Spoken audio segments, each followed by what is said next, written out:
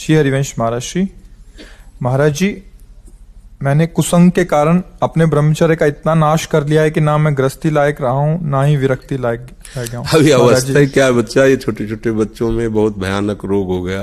तभी संत महात्मा इन विषयों पर ज्यादा चर्चा नहीं करते हैं, क्योंकि प्रिया प्रीतम की चर्चा छोड़कर, पर इसीलिए हितधाम में हम खुल करके हस्त मैथुन से सर्वनाश इसकी चर्चा इसीलिए की थी कि कम से कम आप लोग समझें। जिसे आप खिलवाड़ समझते, जिसे आप मनोरंजन समझते हैं, वो आपका सर्वनाश कर देगा।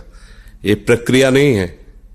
गृहस्थी में संतानोत्पत्ति की प्रक्रिया शास्त्र विधान से की गई है, जिससे भगवान की सृष्टिजनक पूजा का हेतु होता है। लेकिन अभी बच्चा है, अगर वो वीरपात करता है तो वो इसी स्थिति को, आप नहीं हजारों ऐसे बच्चे हैं, हजारों, आप ही अकेले नहीं हैं।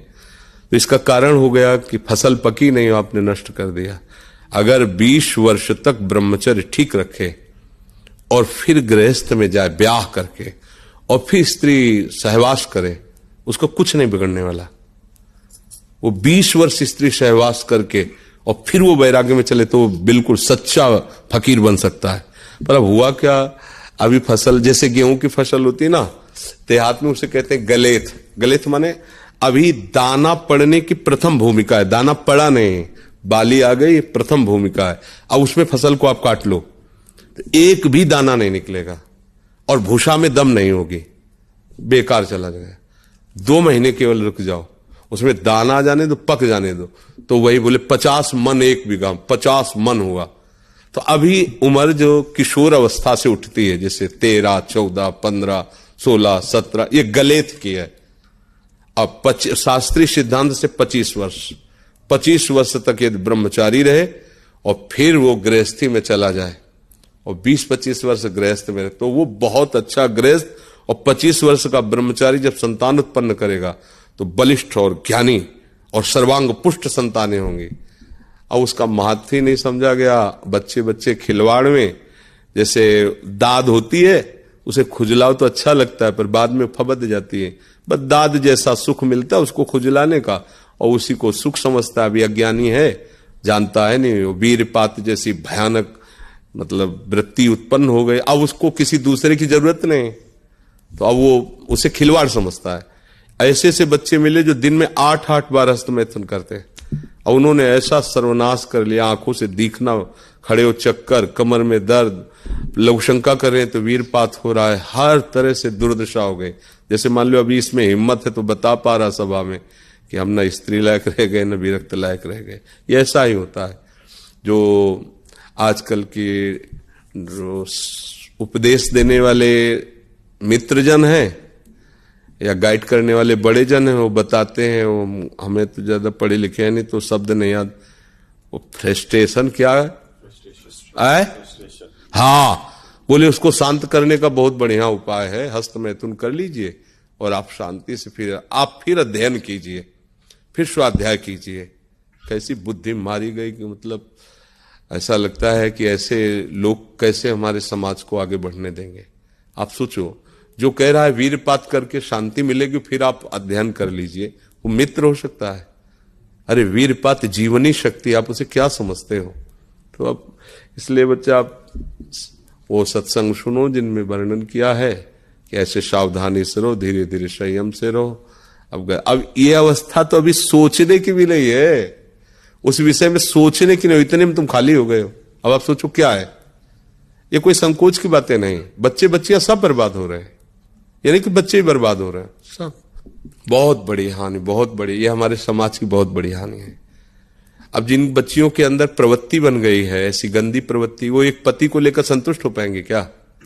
जिन बच्चों के अंदर ऐसी प्रवृत्ति हो गई, वो एक पत्नी में संतुष्ट हो पाएंगे क्या? दोनों का जीवन बर्बाद है।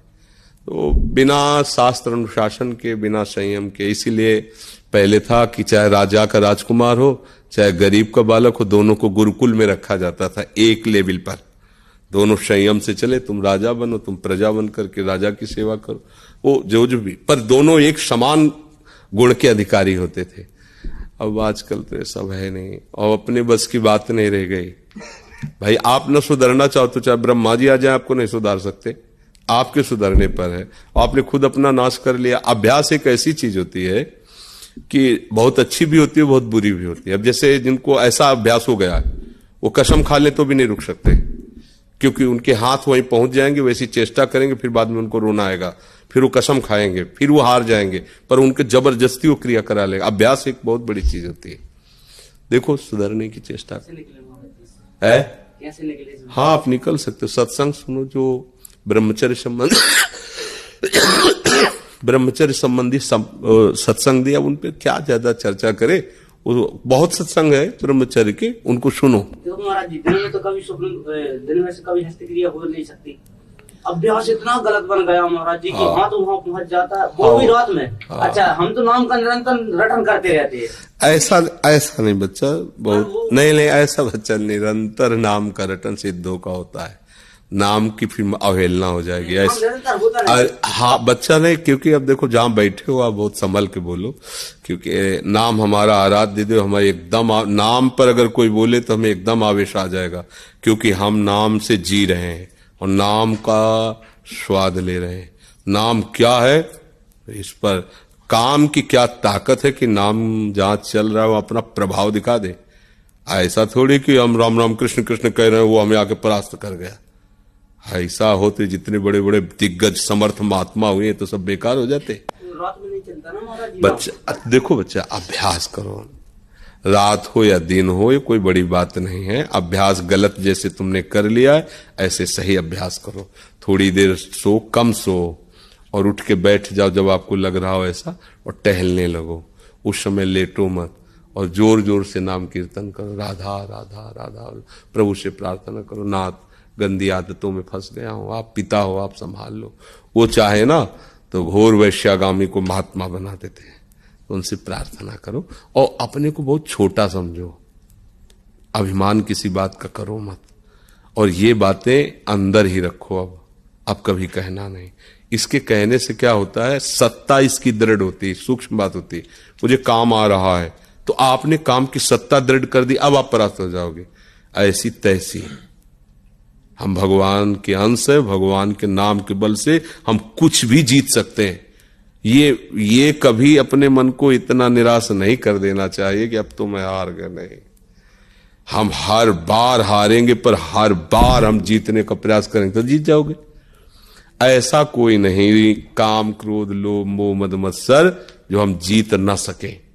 बस हमारे साथ भगवान हो, भगवान का आश्रय, भगवान का नाम, भगवान की चर्चा। पवित्र रहो, गंदे लोगों से मत मिलो, गंदे दृश्य मत देखो, मोबाइल आदि गंदी वृत्तियों को ना देखो, नहीं तो फिर बुद्धि खराब हो जाएगी। ठीक है, और चुप रहो, गंभीर रहो, गंदी बातों का महत्व ही मत रखो। वो आ रही मन में, उनको ऐसे हटाते रहो, कूड़ा करकट की तरह। जैसे पागल आदमी बोलता है, हम नहीं मानते, ऐसे ही हमारा मन पागल है, वो कुछ भी प्रेरणा करे हम नहीं मानते। बस लगेगा, समय लगेगा, अपने आप जो होने दीजिए। आप स्वयं चेष्टा मत कीजिए, तो धीरे धीरे धीरे धीरे ठीक हो सकता है। ऐसा नहीं कि नहीं ठीक हो सकता, बड़े बड़े असाध्य रोग ठीक हो जाते हैं।